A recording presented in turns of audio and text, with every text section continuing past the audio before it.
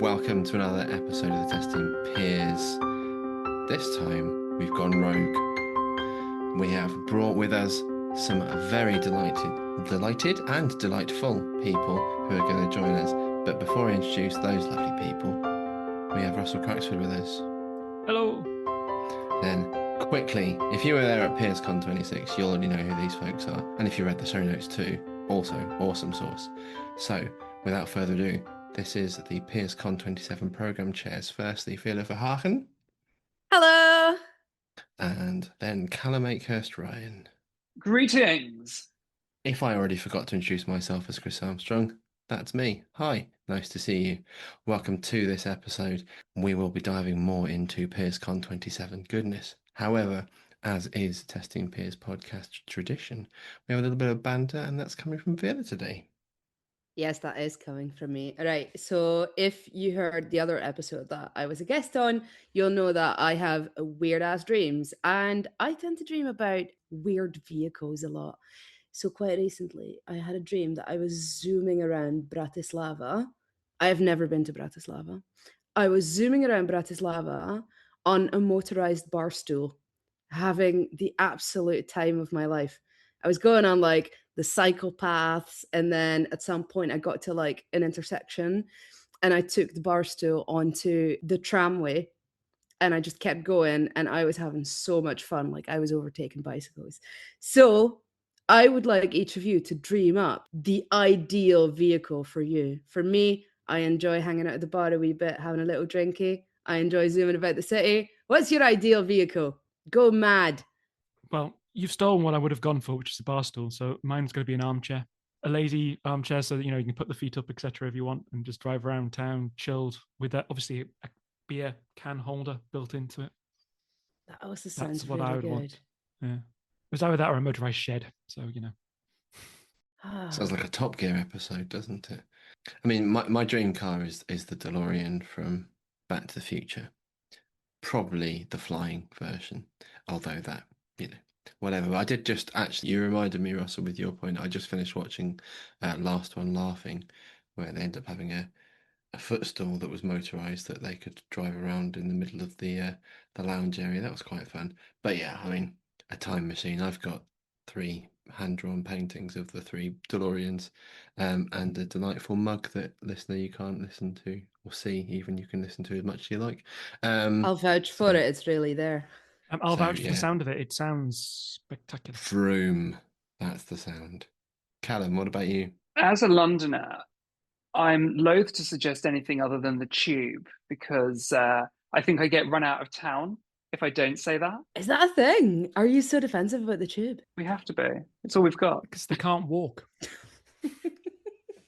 Well, I talked to Callum about this before, because I said, like, when I was working in London quite a lot, I told him I would actively avoid going on the underground and I would walk more places. And Callum said, now you're a bit more of a Londoner now. Yeah, it's very true. If you live here, you tend not to actually use the tube because it's full of tourists. So you tend to walk above ground. But we have to say that it's the best thing ever. So I will just say that. Also, I don't want to drive anything. You'll pick things that you have to drive yourselves in your fantasy world. I want to be driven. That's fair enough. Just make you could have gone for like a horse-drawn hammock or something. You are abstract, Veerle. I think it has to be horse-drawn hammock. Transport has gone too far. It's very possible that with all the working from home I do and not going anywhere, that transport has just passed me by. It's a solved problem. Yeah. So what do I need? Well, to get from one room in my house to another. You've got your desk chair, and that's fine. It's got wheels on it. It's fine. And this was the episode of PeersCon 27, everybody. Oh, wait, no. So, look, friends, this is the first year that we haven't had one of the original 4 Testing Peers folks running the program, and we are incredibly excited to have both Callum and Veerle, both keynoters of PeersCon. Friends, wonderful, inclusive, amazing tester humans. And when we asked them, they didn't skip a beat. I think actually when I mentioned it to you, Callum, when you actually meeting in person on the day, what are the chances? Yeah, we actually did. It was great. Yeah. Yeah. And then I And wasn't you allowed to were, talk about it. yeah, exactly. And you were like hinting away. And I was like, I think I get what you're saying, but I'm not allowed to believe it yet, because if you mean something else, I'm going to be very disappointed and embarrassed. As I peek behind the curtain of how conferences decide program chairs. Tell one, not the other one, same day. Yeah. But I mean, Oh, it was yeah. unanimous amongst ourselves. We sort of said, right, well, we've all had a go. Who else can have a go? And your two names were the only two names that we discussed. That's very exciting. I didn't know that. It's those hot takes that we have. They wanted hot takes. Well, before we get to I'm not sure my takes are that hot. but before we get to the spiciest of takes, perhaps you could Right. tell us. I'm going to ask you to reach deep into your brag document and tell us, what are your conference chops? Why should you be people that folks want to be compelled to come to your conference that you're the program chairs for? Brag. Callum Akehurst-Ryan, and an awesome conference participant and speaker across a number of different conferences around the UK and beyond.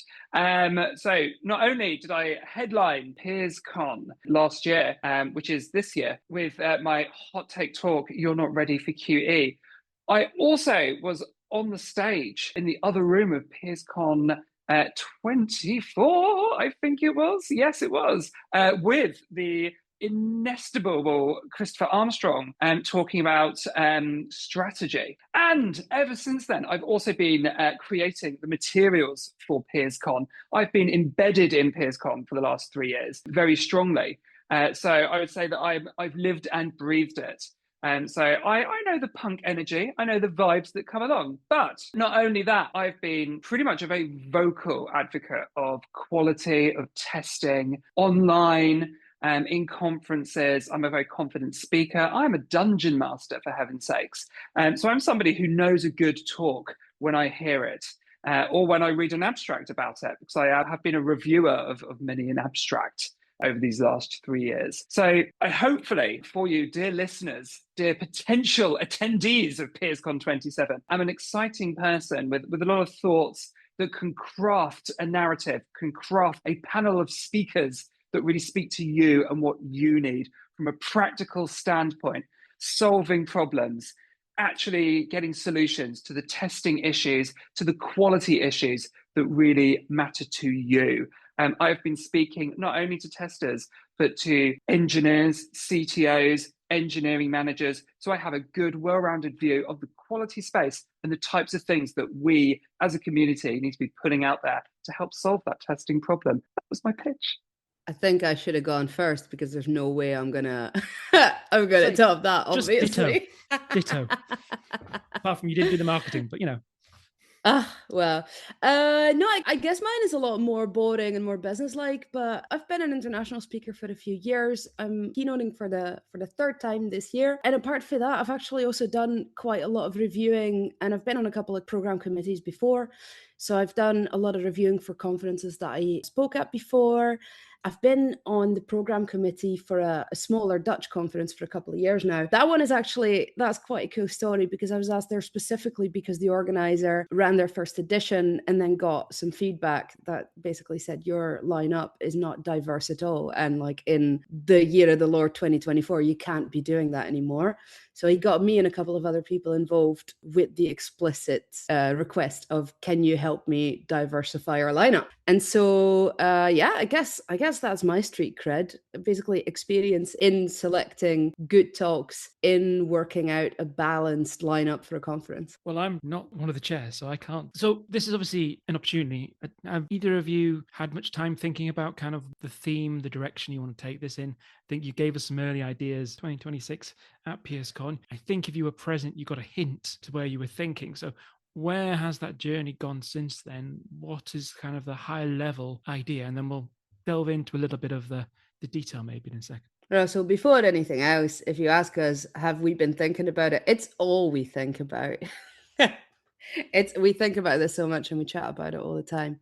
But yeah, I've been thinking about it a lot. Callum, do you want to introduce it? I feel like you have a lot more energy in your pitches, so I feel like you should be introducing it. So, dear listener, our theme for PeersCon 27 is quality on the boundaries. Yes, we're looking to see, where does quality begin and end? What are the lines in testing that we will not cross? We want to learn about how you're pushing forward and solving the hard problems in quality, especially in a time of massive industry change. AI is flipping the script. AI is a big problem to solve, but it's not the only problem to solve. There are lots of edges, there are lots of boundaries. So we want to learn from your experiences, your case studies of testing the weird and wonderful things. Have you been working in greenfield development? Have you been testing from scratch and having to come up with ideas yourself? And even, have you been working as a tester from a marginalized or less common background? What are your experiences in that? So we're looking to see the next big ideas in testing informed from your work in testing on the boundaries. Veerle, have you got anything else to add into that?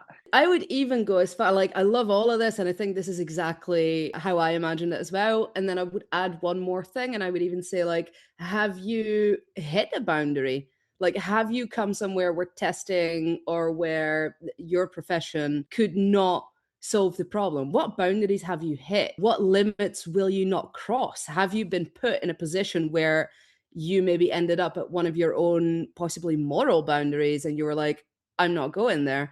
So I think all of the things that Callum said, and then additionally, when have you hit an obstacle? And tell us more about that. So this is obviously something that we're now sharing and able to talk about. What would be really interesting is, like, Chris, Russell, like, what are your takeaways from this theme? Like, what does it mean to you when we say testing on the boundaries? It means many things. I think you've obviously covered some of the high levels, but it's also, like I said, it's the perspective of the people, the boundaries of where the people are from, what they're doing. From this day and age, we've got product managers now doing more validation and checking and other things. We've got more kind of community within the way we do things. We've got people who are still finding their feet and just landing in testing. We've got apprentices. We've got all sorts of different things. So I've kind of naturally shifted towards the boundaries of the people, but also then there's a boundary of the software, the hardware, the dynamics of the situations. There's so many different boundaries, and it's kind of like my brain just goes pop, pop, pop, because it's like, ooh, so many different things that could be useful to hear about. And But I must admit, that's stories, really good news. Yeah, stories are what I want to hear. Our conference has tended towards sort of leadership in testing, leaders of testing, people that have got to influence other people. It could be themselves, it could be more junior people, it could be more senior people. It works 360s. So it's that kind of ideas of, you've hit a boundary at some point where someone isn't in the same sphere as you. It's the way I look at it. And how you can influence that, how you can engage with that sort of person. Your stories about doing that, your experiences of doing that, techniques, models, ideas. And from what we've seen at the conference in the past, we've seen people that have come with a rough idea sometimes, who've put that forward, who've then spoken to a committee, spoken to other peers, be it testing peer group or their own social groups, and evolved that idea. It's the ideas that are kind of the more critical often than the abstracts. A bad abstract and a bad idea is hard to win, but if you've got a good idea and can't write it, well, we do things to help you do that. So I think, and beyond us, there are communities out there already that do those things. So that's what it kind of means to me, and enabling people to kind of get involved, to share their voice, that I love. My mind went in a very different direction. Shock horror, very creative, saucy, juicy stuff. I was thinking about sort of breaking boundaries, new frontiers, new spaces, new places, new faces, and how we can get other folks involved in this journey that perhaps in previous lives where they felt comfortable and they knew what they were doing, they didn't feel like they ever had to be concerned with these things. But actually we're in a new world. That rule book that we talked about, that's gone. Like, that comfortable seat that you've been sat in for a long time, that's gone. That job for life where you just do that same thing over and over again, that's gone. Yes, to this year's theme, there is universality and quality. However, it's imperative on us to be at the forefront of that, pushing those boundaries forwards. And so I'm looking at new opportunities, new approaches, new ideas, new ways of thinking, new ways of involving people, new ways of advocating for people. End users are going to change. We are now very much not the young fancy up and coming generations. Folks that we want to advocate for will be those older, more, millennial type folks, but new, more interesting, different. The old ways might be true, but they're going to have to flex, change to be applicable still in the future. And that's the bits that I'm really excited. Does that mean new voices? Yes. Does that mean new ways of thinking? Yes. Does that mean reframing all our old ideas and wisdom and experiences that we have? Yes. New, even if that means taking old and making it new. I really love to hear like both of you coming at it from a different direction, even Veerle coming at it from a different direction from me as well. And I think it speaks to the universality of the theme that we deliberately picked, because we know that a conference is about the conversations that you have. It's not just like listening to somebody read off like a manual of how to do things. It's about sparking ideas, sparking conversation, so that you can learn from other people and contact your peers specifically. So this is a good sign that we've hit the right mark with the theme, that we're starting to already get different ideas, different perspectives. And I love the idea of new. I'm actually super excited as well to hear Russell say, like, you're talking about one boundary and maybe somebody else is at the opposite end of the boundary, or at the other end of the sphere hitting another boundary. And I think that's part of what excites me about this idea, and part of what I think we're hoping to achieve with this theme. I feel like sometimes you're at a conference and every talk on the main stage is pretty interesting to you. What I think I would quite like to see is maybe that a selection of the talks is very interesting to a selection of the people. So maybe we don't put on a program where every single talk is interesting to every single attendee. I would like to see maybe a few talks that are extremely exciting to some people, and maybe some other talks are extremely exciting to other people. I'm kind of hoping to sort of see those peaks a bit more. So rather than like a steady line, I would like to see some talks really light that spark in some people. I think, edit it out if I'm not supposed to talk about it, but I think some of the feedback that we got, or that you got rather, about this past year is like, the talks are a bit back to back, and maybe there's not quite enough space to do some networking. And I feel like that's a logical consequence of having a lineup full of talks that are all interesting to all people. So I feel like if we put out some talks that are maybe a bit more out there, they're maybe a bit weirder, they're maybe a bit more niche. Maybe some people are going to say, okay, you know what, this is too niche for me. This is not relevant to my context. This is not something that I currently vibe with. Those people will then have the space to go and do some networking, to go and have those conversations, because what our conference is about, not only about the talks, like they're really also about having those conversations and about meeting those people. So I really hope that we can achieve that with this theme and with this next year's program. Big questions. How long have people got to get their submissions in? Because obviously some people will listen to this years in the future, some people will listen to it now. If they're listening on the release date of this podcast episode, they have ages.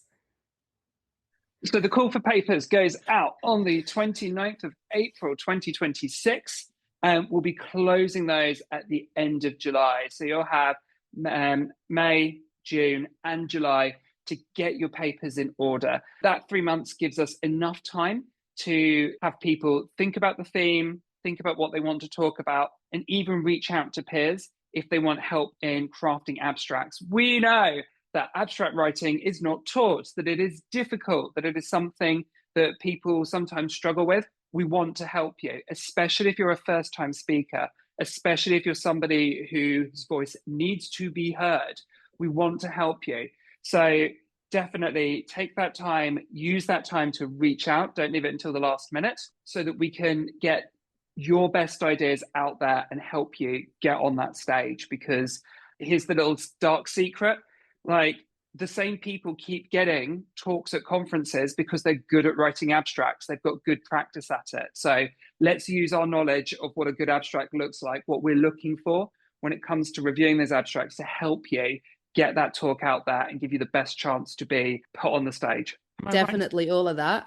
And also, if I may add, so we're looking for talks, we're looking for workshops, but we've also got the third mysterious secret option, other. So if you have a really cool idea for a session that you might like to run, and you're like, I can't fit it into a normal sort of track talk, I can't fit it into the workshop format that you've got, then please feel free to submit it as other, and we can see if we can find a way, like if it's really cool, if we can find a way to put it in the schedule, because we'd be really excited. You know, we're sitting here saying like, oh, we want to talk about the boundaries, we want to explore the boundaries, we want to cross the boundaries. Why shouldn't we do that with our session formats then? So if you've got a very cool out of the box idea, please submit it as well. And even like what Callum said, like even if we can't fit it in exactly as is, we can always see if with some tweaks maybe we can. So Collaborate. definitely reach out. Definitely reach out if you've got a cool, weird idea. No, that sounds brilliant. And am I right in saying that we're opening not just written submissions, we're opening video submissions? And if someone else has got any wonderful ideas for other types of submissions, we'd probably listen to them too. If you just contact us at testingpeers.com, we'll find a different way to others' mediums that you're interested in. Again, it's boundaries. We know what we know, but we don't know what we don't know.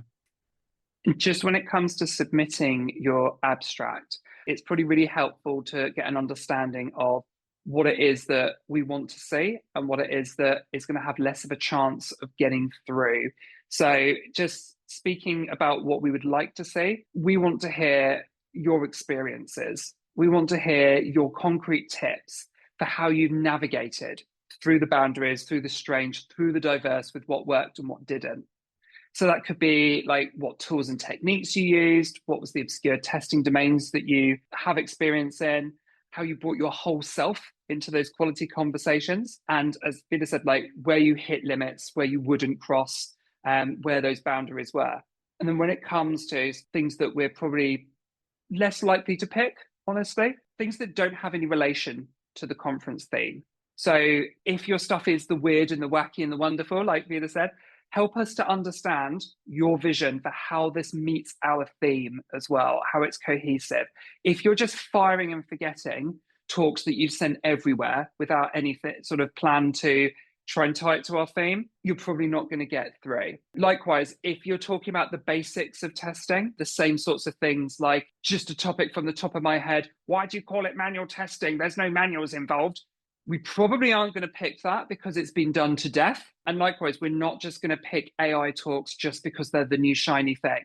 Like it has to meet our theme. It has to be meaningful. So, and again, if it's all theoretical and not based on real, tangible, lived experience, we're probably not going to be that interested in putting it on the stage either, because we want to hear about your real experiences, not like theory that you've had, not just ideas. I absolutely want to want to back you on that. We are very interested in hearing people's personal experience, and like anything else, I feel like any theory you can pretty much look up online. There's a ton of material out there already. So we want to see you. We want to hear your story. We want to hear what you experienced, because that experience is unique. Like the theory around it it's fine to back up the talk, obviously, but a fully theoretical talk is not going to make it onto the program, because theory, we can find it in books, we can find it online. So do bring your unique experience and the things that you actually lived, because it's going to make the talk so much better. Advice I'd add to that for people obviously not selecting the program, but for you guys from experience, is saying your story is great, but saying why I want to hear your story, what makes your story valuable. So, you know, what's your context that makes me as a punter for want to come along and want to hear what you've got to say on AI, on this boundary. Give me some pretext for a reason why you've got something that's going to add. Doesn't have to rock my world, but just add to my world, and that I should value what you've got to say. And that's hard, often very hard. But if you can share that hook is one of the things that make people who select you because they want to hear your story, and it makes others to attend those when they've got a choice. Making stories relevant to other people is really important as well, isn't it? So by all means, bring your context, and we've talked about those things. But an abstract, a call for collaboration, it's a story that means it's got to be a compelling story. It's got to stand out. We've just said we don't want it just to be theory. We want you practical, but also, I listen to you. What can I take back? What can I learn from your experiences? What can I go to other bits? There have been some fantastic talks, and we've seen folks here give great talks, and we've seen people tell wonderful stories. But those wonderful stories, you go, that was a nice story. And what I want is, yes, I want a great story, and I want to know, what did you do about it? What did you learn? Where did you fail? What were the experiments you tried? How did you approach problems? How did you go about these things, so that people can abstract from your situation and place into their own. I'm a big fan of stories being drawn out from different experiences that are applicable in other places. And an abstract is short, whether it's in video or in written form. However, that hook, that thing that tells me that it's not just theory, that you're experienced in those things, and this is some of the stuff that I did, so that people attending my talk will be able to see that as well. I think that would be lovely. We could go down a whole route on how to write abstracts, and we're going to absolutely be available to help folks that want to do that. But that's a bit of feedback I give the very most times when I review abstracts, not just for our own conference, is I like the seed of the idea, but I don't see A, why you are someone who should be telling me about it, and B, what I can learn from attending your talk on this subject. If you can tell me those things, I'm probably in. And think of it like a sales pitch. People are having to buy a ticket, they're having to give up their time, they're having to ask work if they can have the day to come to this conference. And that is going to live by the sales pitch of, what is your talk? Why is this useful? How is it going to be, ignite that spark that Veerle said into people to get those discussions going? And how is it going to help them? When you think about your abstract, put down those takeaways. Like, what are those takeaways? What will people be talking about afterwards? Possibly even add who the talk is for, if it is for anyone in particular. Like, if you've got a target audience, feel free to put that in. I would also like to stress that I know it's called the testing peers, and it used to be called testing peers con, and now we're going to move to peers con. And I think one of the things that Cal and I discussed is that we would like this to be about quality in a broad sense, not just testing and not just testers. So one of the people on our program committee is a developer, and because we felt that that is important, like, we want to create a program that is interesting, obviously, for testing professionals, for quality assurance professionals, for quality engineers, but not just those people, because we keep saying from the testing crowd, like, oh, quality is not just our responsibility, it is, we should do it holistically, it is everybody's responsibility. Well, then we should be involving those people into the conversations, not just shift them left at work. Like, we should be shifting all the way left to the events that we go to that get inspiration for quality. So I feel like there's often this sort of assumption that conferences about testing quality are for testing professionals. And I feel like we actually want to open it up a little bit. So if you are someone who's in the software development sphere and you're not exactly in testing, like, feel free to submit. And if you've got colleagues or friends or people from your community that you think have a good story that we could all benefit from, and they're not, strictly speaking, a QA professional, doesn't matter. You've just reminded me very much of the recent meetup I went to, which is a Ministry of Testing meetup. And in there, I asked about 4 or 5 people, what were they doing? What do they do? And of the 5 people I asked, 4 of them were software developers, which I thought was amazing. And so this is the point, really, which is, working together collaboratively and all the rest of it. We need to share our experiences, our messages, and it's not just testers shout at non-testers and vice versa. Actually, maybe we need to hear the other way around as well, from that other boundary. So yeah, I think that's a fantastic point to raise, Veerle. Is it worthwhile mentioning just who is in your committee? Because I'm not sure we actually covered that bit off. So I know we've announced them formally, but do you want to give us a little quick rundown? Yeah, so we're really proud. I think that we've come up with a really great program committee who speak to a diversity, not just like a diversity of people, a diversity of roles, but a diversity of different viewpoints in testing, in quality thinking, and so on. So we were very deliberate in our selection. Do you want to kick it off, Veerle, with who you managed to entice into the program? We've been talking about it without mentioning them. All right. So first off, we're very proud and honoured to have Lisa Crispin on the committee. I describe her to someone new to the profession as one of the godmothers of our profession. And I honestly feel that is no exaggeration. So we're very happy to have her with us. She's obviously got a ton of experience on program committees as well, speaking at conferences and running them. So that's very cool. Cal, do you want to do the next one? Yeah. So up next we have Jacob Urantoa, who is our token developer on the program committee. You can't call him a token developer. They're a front-end developer. You might have seen them coming alongside me as my emotional support dev at every PeersCon to date. They are a strong quality advocate. They've been building quality in, not only queer and neurospicy, but they are a strong accessibility advocate as well. That's how I met them, through talking about accessibility development. So again, someone with a really good eye for those sorts of boundaries of engineering, but also that front end work, which is really exciting. I think it is also very cool that they've been to every PeersCon so far, because I haven't been to every PeersCon so far. And I feel like I know, but I feel like I feel like that's very cool, because it means that like they're very, very interested in the community and in the conference. So that's very cool. All right, next person on the committee is the one and only Parveen Khan.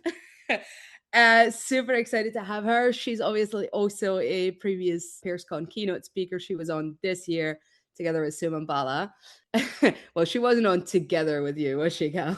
But yeah, very excited to have Parveen on the committee as well. I feel like she has done so much public speaking. She's really good at it. So I would absolutely trust her with everybody's abstracts. I think she will know what a good talk looks like. And then the other thing is Parveen, I think, is very well known and loved within the testing community. I think she's got like really good feelers out there. She knows what's going on. She knows what topics are currently of interest to people. So I feel like that's why she's a really, really good person to have on the program committee. And then our last committee member is Jitesh Gosai, who is an awesome quality engineering advocate. Hopefully you've seen them online and his newsletter. He's been a speaker at a number of conferences. So again, has a lot of experience with not only writing and talking, but attending so many meetups and knowing what good talks look like and what people are talking about, and so what creates that buzz. So this is someone who I think we can learn a lot from and will help us to really shape an awesome conference package along with everyone. I'm excited by them all. Yeah. Chris Russell, thoughts? Well, first off, wow. I'm just gutted that I didn't get a call up, but that's fine. I'll accept that and move on. No, that is a great mix of different people, different experiences, different backgrounds, different angles, which is a great start, I think. Obviously, I know that when we review these, we usually get more broad than that, even people helping us out, which is fantastic. So I'm looking forward to kind of seeing what the sort of selection and the choice and the variation is. I think, you've mentioned some feedback we've had in the past. I think it's one of the challenges where you're running multiple feds at times, creating space, but also then getting value from talk. So it's always a dodge, a sort of a balancing act. So welcome to trying to have to thread that needle. You're all now part of that joyous group, but I think it's a great group of people. I think you've got a great theme. I'm really looking forward to kind of helping you put it together, really, and helping you facilitate some of the things that are needed to get there. So yeah, I'm looking forward to it, Chris. I mean, obviously, I'm jealous that I'm not a part of the room, but I'm also like, there's a part of me that thinks, do you know what? Like, when we started speaking to folks, because we were feeling like we were very alone as sort of folks who are a bit more senior in their testing career, but are also a bit alone and in need of peers. The first, I must have reached out to 13 people to start with and go, is this something that resonates with you? This has grown into a conference and it doesn't need any of those early people to make cool stuff happen. So whilst I might get a bit of FOMO in terms of the cool stuff you're doing, there's a part of me that goes, well, that's the whole point.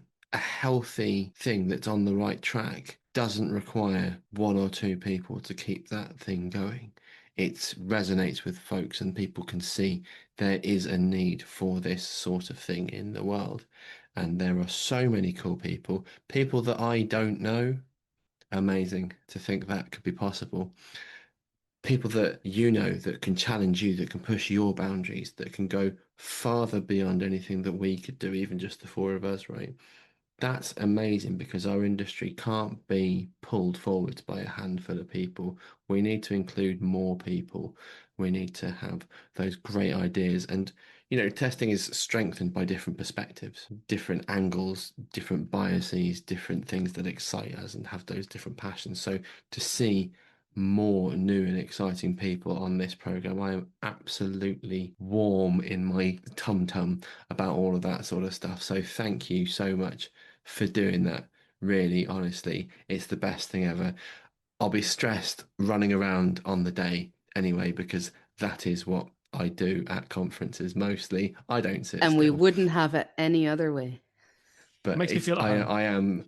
I am delighted, and I think, we're trying to make this as new and interesting and diverse.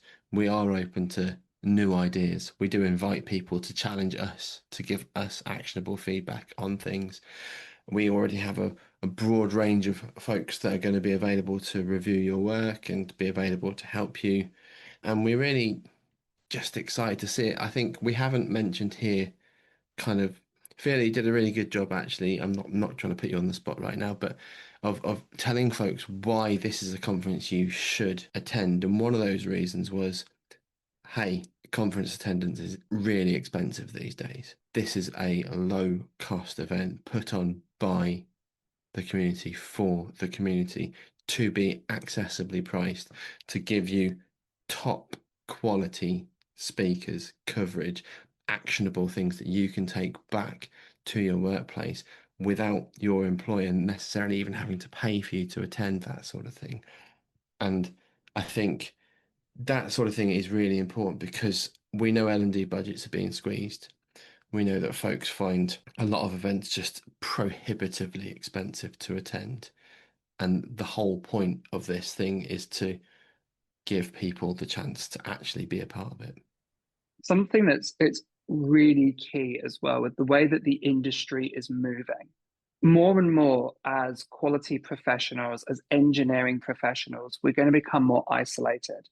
There's less people that we're working with, and we're going to be pairing less, engaging less, because we'll be talking to agents.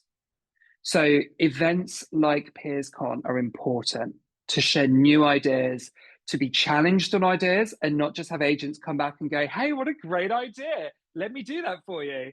We're going to need these spaces. And if you want these spaces to exist, you need to support them. You need to come. They will be valuable for you, and you will need them, so that you don't feel so isolated, so that you can have that sense of connection and peers, but also, like I said, to be challenged, to have new ideas put into you, and so that we can evolve our craft and evolve our skills as engineers at a time of real uncertainty.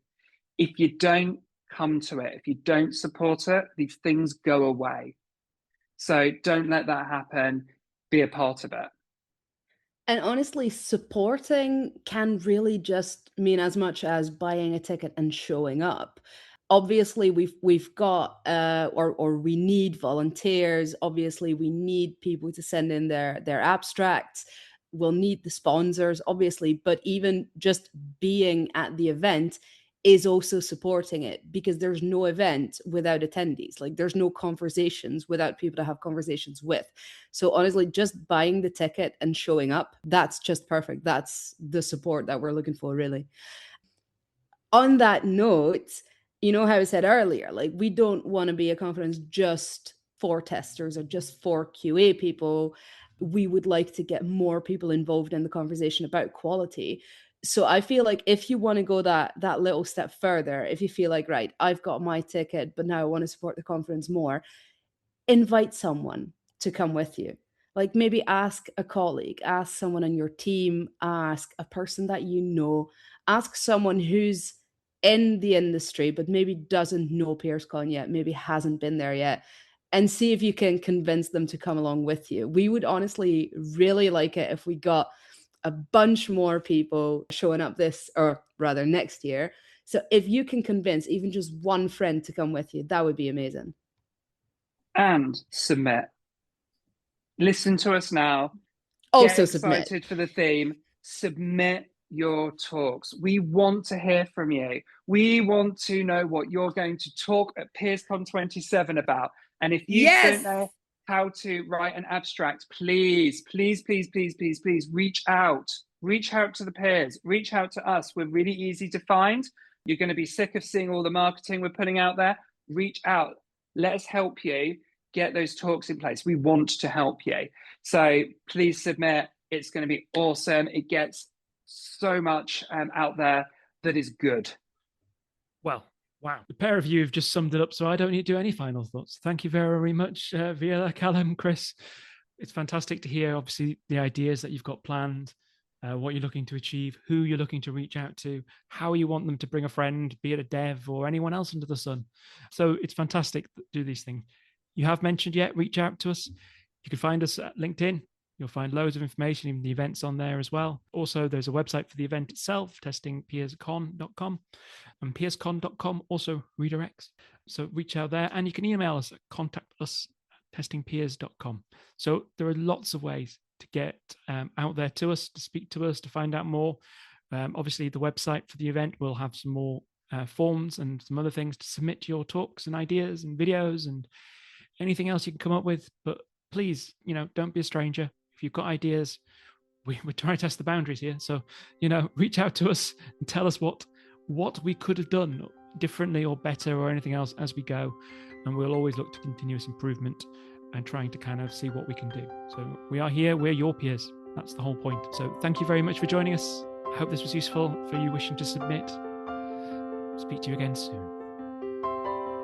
Goodbye.